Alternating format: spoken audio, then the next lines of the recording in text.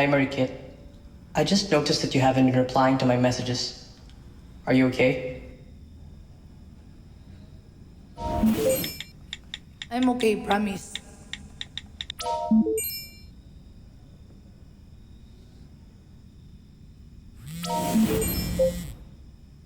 Come on, Kit. You can talk to me.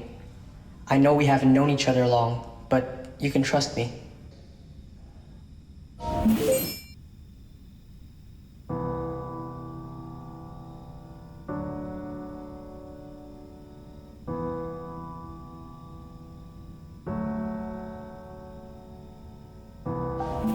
It's my tatay kasi. He wants to sell our land, but I said, time first, don't do that. Tapos he said, it's for the future of the baby. I told tatay naman that I will work hard para tulungan sila ng kapatid ko. I mean, to help with the baby. But he's not listening to me. He just listened to Tita Rica, not me.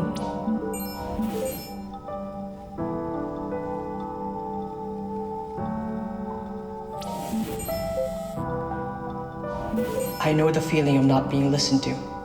It's horrible. So, I understand you, Marikit. I feel you, and I wish things would be better for you. For us.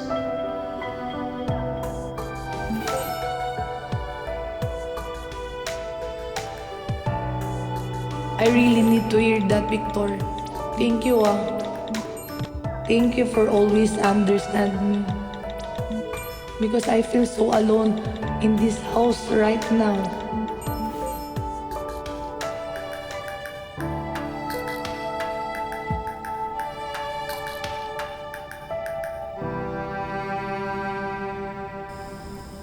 Sabi ko na nga ba magagamit kong leverage itong baby sa tiyan ko para mauto si Gani.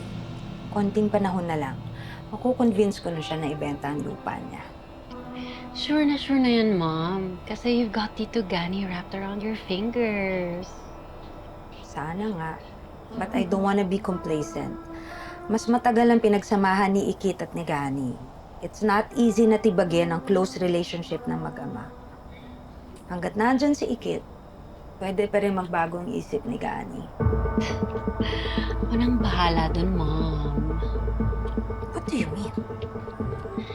Well, while you've been sweet-talking Tito Gani, I've been doing my own thing.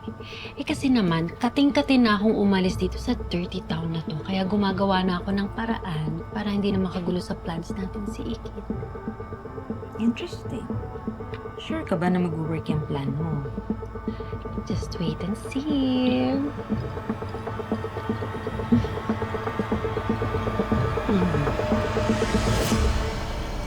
Beshi, panay pala si Mr. Pandesal ng mga vlogs mo, ha? Naku, amoy love life na. Agoy! At alam mo, sakto yan. Kasi may pabaili si Mayor, di ba? Tugs, Mamaya. yun. Uy! Kit, ano, kasama ka pa ba namin dito sa Earth? Kanina pa kami kumukuda, parang wala ka naririnig. Alam mo naman kasi, di ba? Kapag pauwi na nalulubat na ako. Siyempre, ano pa nga ba? Makikita ko na naman yung dalawa. Wow, ay naku. Alam mo, hayaan mo na, Besh. Kasi magiging itsupera na naman ako sa bahay. Ano nga hayaan ko dun? Hayaan mo na nga. Alam mo naman yung dalawang yon, kulang sa aruga, yakap, di ba? Mag-inang yun talaga eh, no? Ay, Marinig ko naman ni tatay. Ito na. Pero maiba tayo Hindi pa talaga kapit ng swerte sa'yo aming. Sipin mo parang kailan lang kinasal ka ngayon. Magkaka-baby na kayo ni Mrs.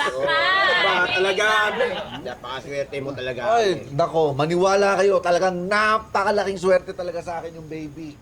Talagang talaga. Paano na pala si Ikit namin? Hindi na pala siyang lucky charm mo. Grabe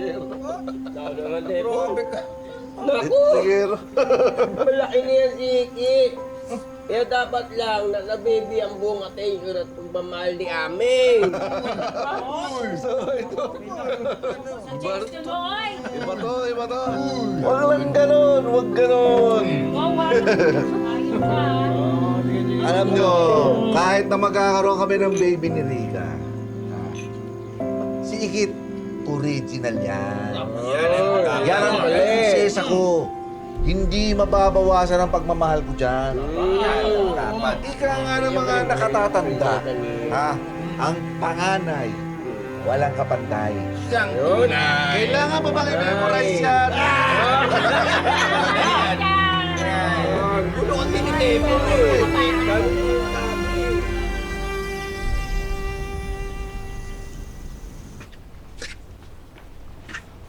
Oh, ang aga mo umuwi. Dapat sinulat mo na yung lakad mo. Total, ba naman naghahanap sa'yo dito eh. Alam mo, Angela, kung wala kang sasabihin maganda, manahimik ka na lang. Kung ayaw mo minus 1,000 points sa langit, ha? Shut up, pagod ako eh. Trabaho ako, di ba? Kung ako sa'yo, sulitin mo na rin yung time mo with Tito Gani. Kasi kapag nanganak si Mommy with their baby, siya na magiging apple of the eye ng tatay mo. Magiging invisible ka lagi dito sa bahay. How sad, no? Kasi hindi ko na magmamatter. Ay, ba't di kaya sumama ka na lang dun sa kachat mo na afam? Diba? I'm sure okay lang kay Tito Gani kasi malapit naman na siyang mawala ng paki sa'yo. Sa'yo na ito mong visit mo. Ba't ba hater ka namin mag-ama? Ha? Ano ba dahil naiinggit ka kasi ako may tatay tapos ikaw wala? As ba tatay mo? Manahimik ka. How dare you? Ay, hingkot na ano-ano ha. Kapal mo. Ikaw ang makapal ang mukha.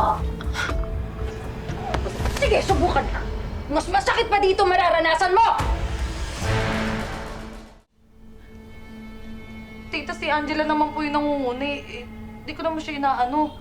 Hindi ka naman mga twiran. Ito ang tatandaan mo. Hindi ka na pwedeng magbuhay prinsesa sa bahay na to. Ngayong magkakabibi na kami ng tatay mo, mas importante na ako sa kanya kesa sa'yo. Isang sumbong ko lang sa kanya na may mali kang ginagawa. Masisira na ang pagiging mag-partners ninyo. Kaya kung ako sa'yo, kung ayaw mong mag-away kayo ng tatay mo at mapalayas ka sa bahay mo, matuto kang makisama sa amin at mag-adjust. Naiintindihan mo? Angela,